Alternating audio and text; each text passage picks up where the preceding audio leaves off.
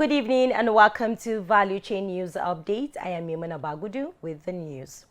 The National Oil Spill Detection and Response Agency has said that the federal government lost about 843 billion naira to gas flaring between January 2022 and August 2023.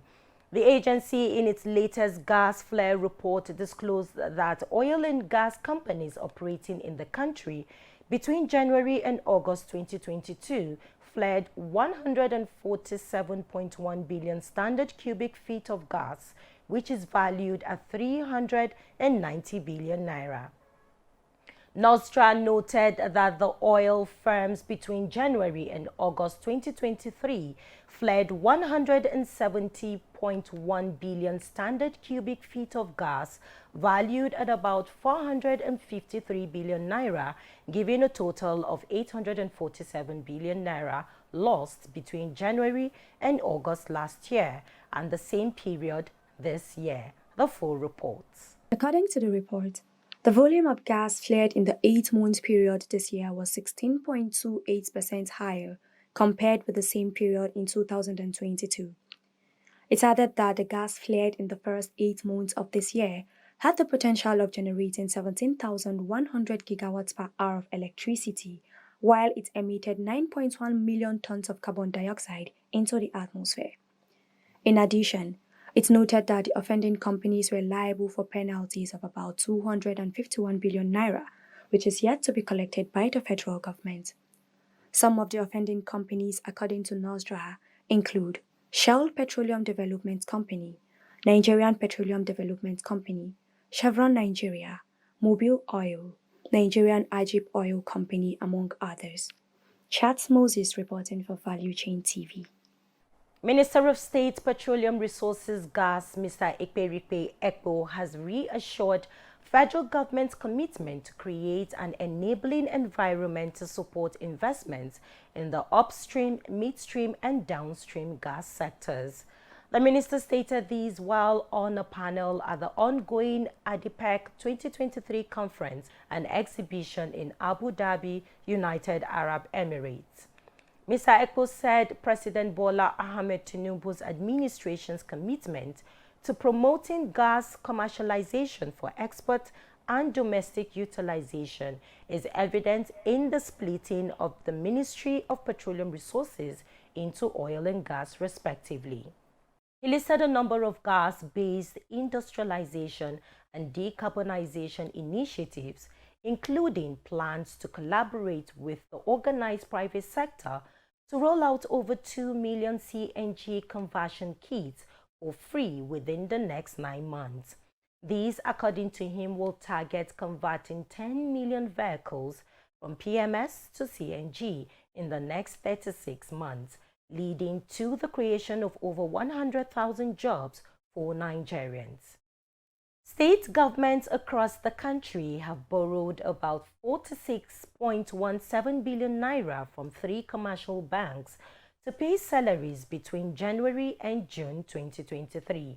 This was revealed following a recent independent report by a newspaper based on an analysis of the half-year 2023 financial statements of Access Bank, Fidelity Bank and Zenith Bank Group. The report shows that the states borrowed the most from Access Bank in 6 months, with a record of 42.97 billion naira, followed by Zenith Bank with 1.78 billion and Fidelity Bank with 1.42 billion within 6 months.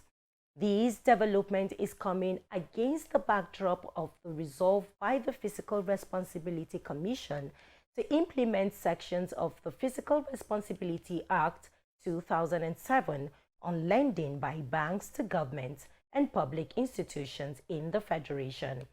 Chat Moses completes the reports. It's barely few months to the end of the year, and reports are reaching us that in the first quarter of the year, most state governments have been borrowing money from commercial banks. State governments have borrowed the total sum of 46 billion naira from these commercial banks, from Access Bank, Zenith Bank, and Fidelity Bank to be precise. So we're out here on the street to find out from Nigerians, why are they borrowing this money? Is it because they've not been given their revenue from the federal government? And why are they borrowing from commercial banks and not the Central Bank of Nigeria? On the state government, they are collecting money for different local banks to pay their salary for their staff. So for my own now, makes sense. Made them collect for the really central bank. So if you then collect for commercial bank, the money where is there is for people. So if the people need their money, how they go take give them back? So that one, making sense. Where can they get the money to pay the money? And even the state, they are generating their own this thing.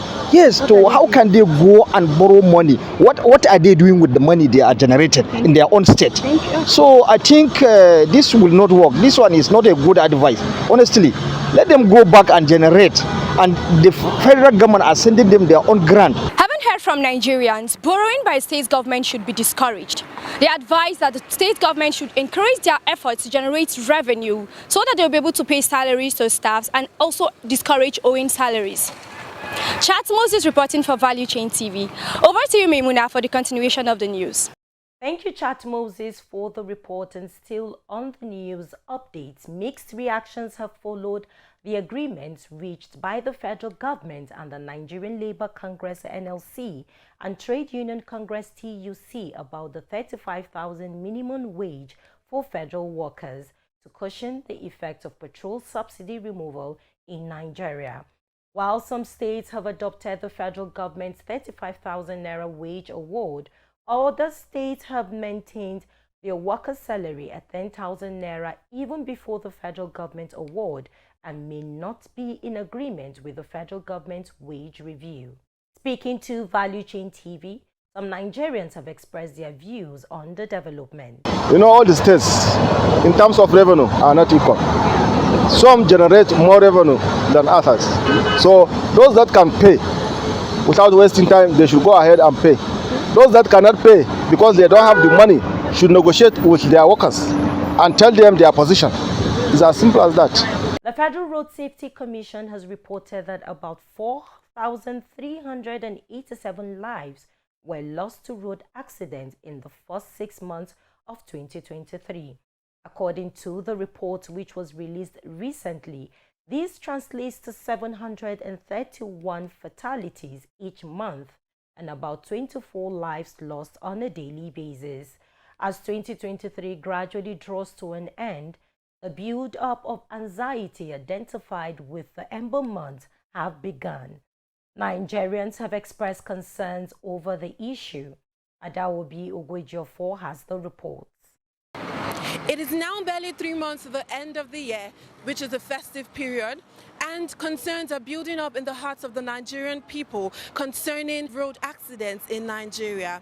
We are outside today to ask Nigerian citizens what they think is responsible for the increasing road accidents on the Nigerian roads and how it can be totally managed or totally curbed. Because of the bad nature of most of these roads, is one of the major things that make the high rate of accidents to be prevalent in our dear country, Nigeria. Nigerians' roads are bad. You understand? The government need to put things in order before the end of this month, because that's one of the challenge. Because in a situation of December, a lot of comments of wedding ceremonies, burial ceremonies. So people are traveling to different, you understand? People are traveling because there are some challenges that make people to travel. So the government has to put things in order because the road is bad. You understand? There's no way we can avoid this. As we have heard from Nigerians, the main reason for the increased road accidents is as a result of bad roads in the country. They have all called on the Nigerian government to come to their aid in order to restore their faith and their courage, as well as enable them feel safe when plying the roads. I am Adaobi Ogwejofor, reporting for Value Chain TV. Thank you, Adaobi, for the report, and that is all for the news update. My name is Maimuna Bagudu. Thanks for watching.